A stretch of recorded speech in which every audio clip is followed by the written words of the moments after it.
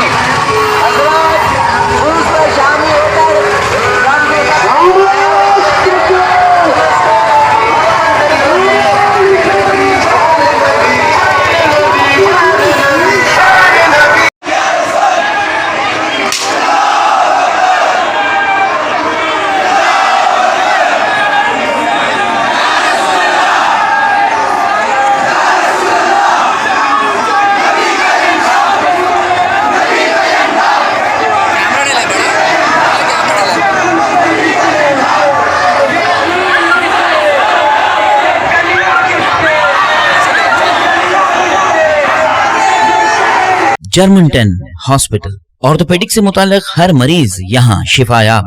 बैनुल-अक़वामी शोहरत याफ्ता और इनाम याफ्ता doctor Mir Jawad Zar Khan, senior orthopaedic surgeon, advance operation theatre, ICU, digital X-ray, laboratory, physiotherapy, pharmacy, sharing और प्राइवेट रूम्स, लेडी डॉक्टर्स और डॉक्टर अर्जुमन सुल्ताना गैनकोलॉजिस्ट की खिदमात हासिल। वाजिबी फीस और मुकम्मल सहूलियात से हजारों मुतमईन। एम्बुलेंस से आरास्ता Germanton orthopaedic hospital, pillar number 150, Attapur, Hyderabad. सच्ची खबरें आप तक पहुंचाता है 7H न्यूज।